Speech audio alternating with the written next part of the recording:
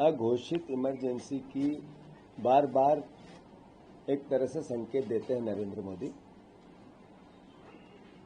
जिस national Herald को लेकर पिछले 5 साल पहले से पूरे देश में माहौल बनाया जा रहा है, करप्शन की बात की जा रही है, इसका उद्देश्य मात्र एक है। वो उद्देश्य है कि कैसे हम विपक्ष को जनता के बीच में गुमराह करके बदनाम करें।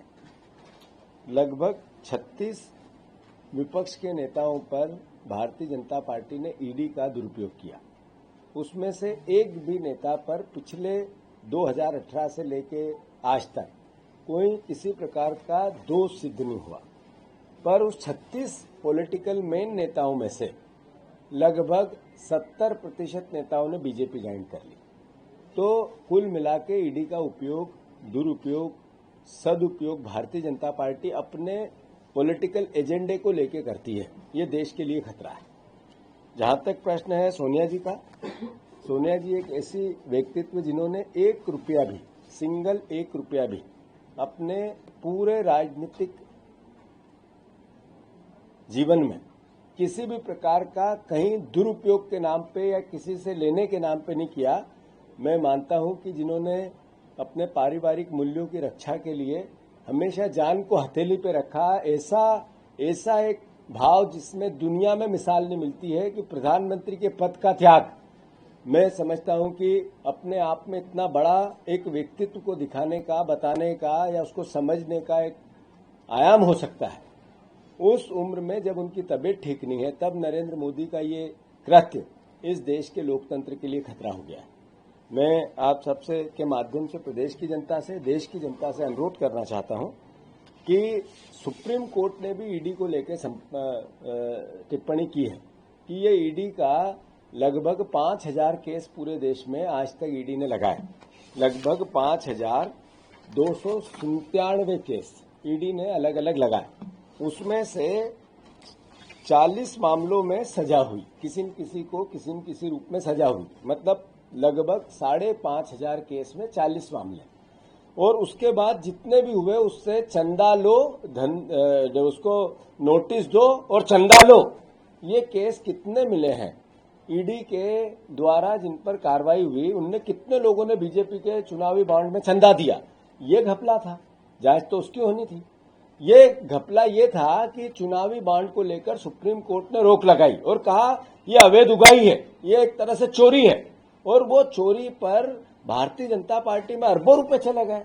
किन लोगों ने दिए? जिनको उन्होंने धंधा दिया था, बिजनेस दिया था, ठेके दिए थे, बड़ी बड़ी रोड के कॉन्ट्रैक्ट दिए थे, जिनको किसी न किसी रूप में सरकार ने धंधे से मोबिलाइज किया था, उनसे चंदा लिया चुनावी बॉन्ड को लेकर। 4-5 साल हो गए, 4 साल उस पर जांच क्यों नहीं हुई? उस पर ईडी क्यों नहीं गई? जब ये नेशनल हेराल्ड का मामला है, इसमें 1 रुपया किसी को लाभ नहीं हुआ, किसी से किसी की संपत्ति नहीं हुई, अखबार की संपत्ति। जो ट्रस्ट में लोग हैं उनके नाम से कोई किसी प्रकार की जो अपनी बात है वो कोर्ट में चल रही है। कोर्ट में अपनी बात हमारी लीगल वर्किंग पार्टी की चलेगी। पर जिन लोगों ने सीधा पैसा लिया और उससे विधायक खरीदे, उससे चुनाव लड़े, उससे लोकतंत्र का रोज मजाक उड़ाया, जिससे सरकारें गिराई, उसकी आज तक जांच नहीं हुई। आज देखो, एक ऐसा जिला नहीं है जहां भारतीय जनता पार्टी का 10 करोड़ से नीचे का कार्यालय बना है। एक ऐसा जिला नहीं है जहां भारतीय जनता पार्टी के संबंधित संगठनों का, जिसमें आरएसएस भी आता है, जिसके बड़े बड़े कार्यालय नहीं बने हो। ये पैसा कहां से आया?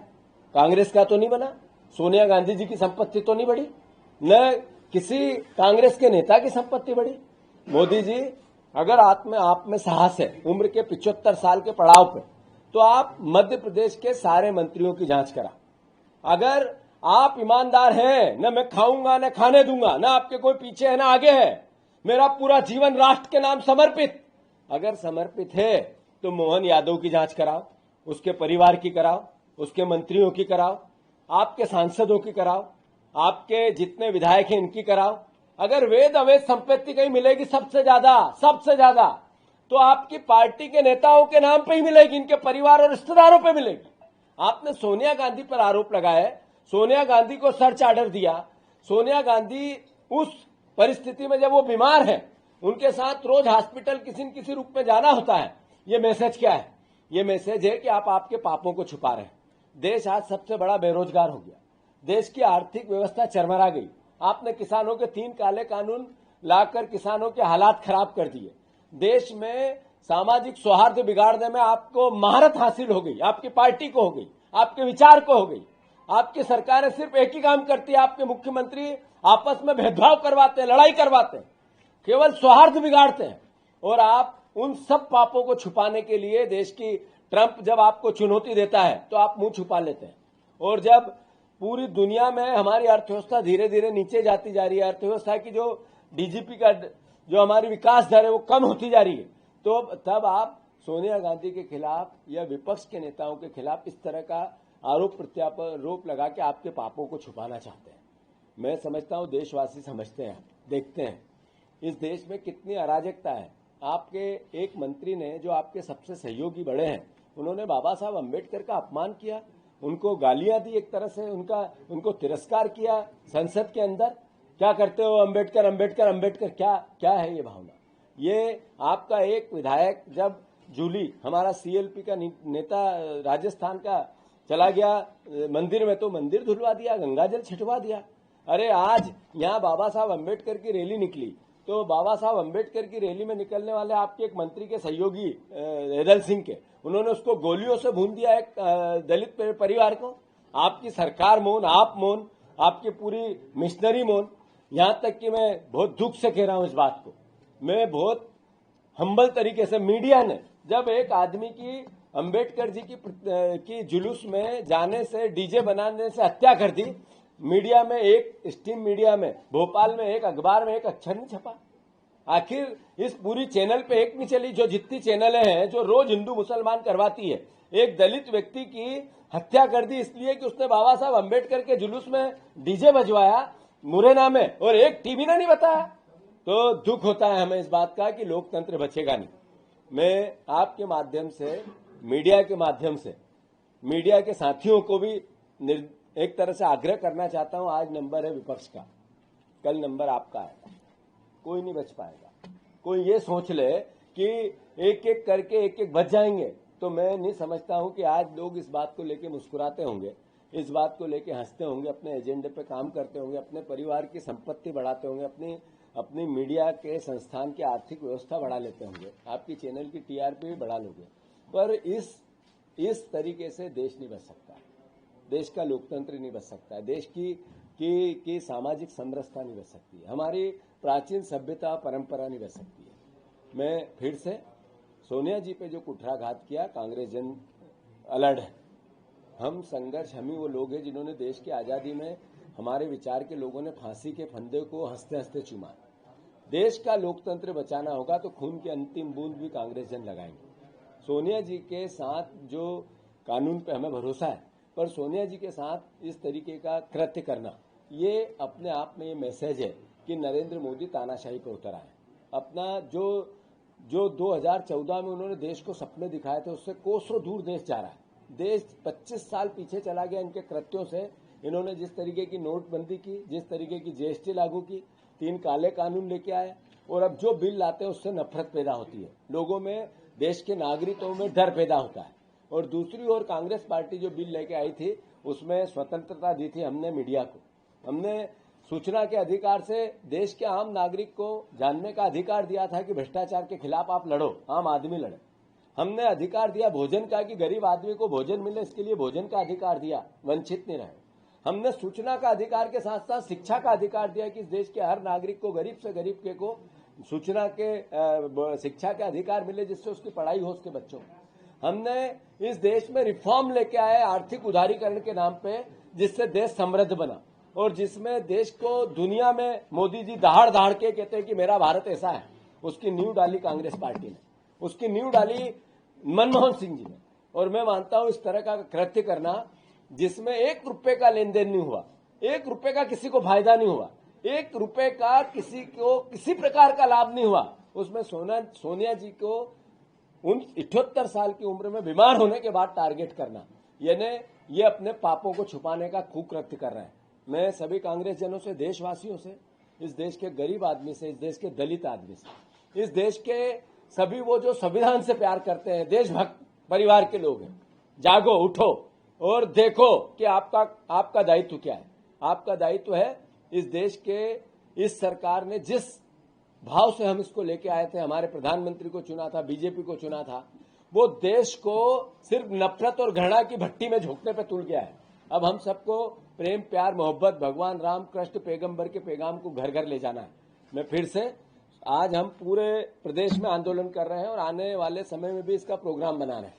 इसमें हम पद यात्राएं करेंगे, इस मुख्यमंत्री, इस प्रधानमंत्री, इस भारतीय जनता पार्टी के इस वेंडेटा पॉलिटिक्स के खिलाफ, और प्रदेश को जनजागरण लाएंगे। ये पहला कार्यक्रम हमने आज दिया है, आने वाला कार्यक्रम हम और जारी करेंगे। धन्यवाद। हिंदू मुस्लिम का जिक्र किया, एक महाराष्ट्र का मामला था जहाँ पे उर्दू में एक साइन बोर्ड लगा हुआ था, उसको चुनौती सुप्रीम कोर्ट ने बहुत अच्छी टिप्पणी की है और कहा है कि ये हमारी, ये आपकी चैनल को ये कहना कि मैं आग्रह किया मैंने उनसे कि आप ये पॉलिटिकल बीजेपी के एजेंडे के साथ जो काम करना चाहते हैं, आग्रह मैं बता रहा हूं, मेरे पूरा उत्तर हो, मेरा उत्तर हो, पहला मेरा उत्तर हो, मेरा उत्तर तो देने दो। चलो कोई बात नहीं, आपका उत्तर नहीं चाहिए। क्या देवास मामले में क्या कहेंगे? अब तो शुक्ला ने माफी मांगी है। रात में उन पर हमला हुआ, जग जाहिर है। एक जैन मुनि, जैन समाज को लेकर बीजेपी के 2 नेता जबलपुर में बात कर रहे हैं और उन जैनियों को रावण की संज्ञा दे रहे हैं कि ये रावण, हिंदुओं में रावण की भावना है। वो वीडियो अभी मैंने ट्वीट किया है, जारी कर दूंगा। ये पुजारियों को मारना और फिर मीडिया के दबाव में माफी मांगना, ये सब बातें वही है जो मैंने कही। ये सब बातें वही है जो मैंने कही। मैंने कहा आज हमारा नंबर है, आज सोनिया जी के खिलाफ हुआ है, आज विपक्ष के नेताओं के खिलाफ हुआ है, आज पॉलिटिकल एजेंडे को सिद्ध करने के लिए अपनी सरकार अपनी अपनी बातें कर रही है। कल ये मीडिया के संस्थानों के साथ होगा। मैं ये बात फिर से दोहरा रहा हूं, बार बार दोहरा रहा हूं और दोहराता रहूंगा। ये बच नहीं सकते हैं। ये जो बीजेपी है, जिस एजेंडे पे चल रही है, जो देश को बना नहीं सकता, देश बिगड़ेगा और देश के संविधान नहीं बच सकता, देश का संविधान बिगड़ेगा। मंत्री विश्वास सारंग ने आरोप लगाया है कहीं सोनिया गांधी और राहुल गांधी फैमिली पर 735 करोड़ रुपए देनदारी बताया है भोपाल में। भारतीय जनता पार्टी और विश्वास सारंग 15 साल से सरकार में है, 20 साल से, 25 साल से। इतने साल से झान मंजीरे बजा रहे थे। इतना निकम्मा मंत्री किस लिए बना बैठा है कि अगर उसके ये इतनी देनदारियां बकाया और आप यहाँ बैठे रहे? मतलब आप में ये सरकार कैसी है? झान मंजीरे बजा रही है? ये सरकार ढोल बजा रही है क्या? विश्वास सारंग जो वो बता पाएंगे कि ये 5 साल से जिस विभाग के वो मंत्री है, नर्सिंग के, वहां एक भी बच्चा ग्रेजुएट नहीं हुआ और कब होगा पता भी नहीं है। शर्म नहीं आती उनको शर्म नहीं आती कि उनके विभाग में इतना बड़ा करप्शन हुआ और सबसे बड़े दोषी उनको मानते हैं और वो सवाल करते हैं। उनको शर्म नहीं आती कि जो आदिवासी बच्चे हैं, जो जिन्होंने अपने माँ बाप ने पेट पाट कर अपनी जमीनें बेच कर ये नर्सिंग की फीसें भरती, उनको रिजल्ट नहीं मिलेगा, पता नहीं कि वो ग्रेजुएट भी होंगे कि नहीं होंगे। उसका दोषी कौन है? यही विश्वास सारंग है ना? हो गया सर। पलायन कर रहे हैं खमरिया गांव के लोग पानी के जल संकट को लेकर। वहाँ पे जल जीवन मिशन भी है, टंकी भी है, लेकिन नरेंद्र मोदी जी का सपना है कि घर घर जल, जल में नल और नल में जल। सारा नल और जल बीजेपी के जेब में चला गया, बीजेपी के नेताओं के जेब में। ये पानी का संकट उसका उदाहरण है। वो तो ये भी कह रहा सर विश्वास सारंग की 2012 से तो ये जांच शुरू हुई थी, कांग्रेस का शासनकाल था। चलो हो गया उसका उत्तर। जो बहू की घटना हुई थी, जो अभी गुनाह की घटना हुई, आपको लगता है क्या कि नफरती एजेंडे के कारण ये सब चीजें, परिस्थितियां जो है बन रही हैं और जो भी बातें उसमें निकल के सामने? विषय ये नहीं है,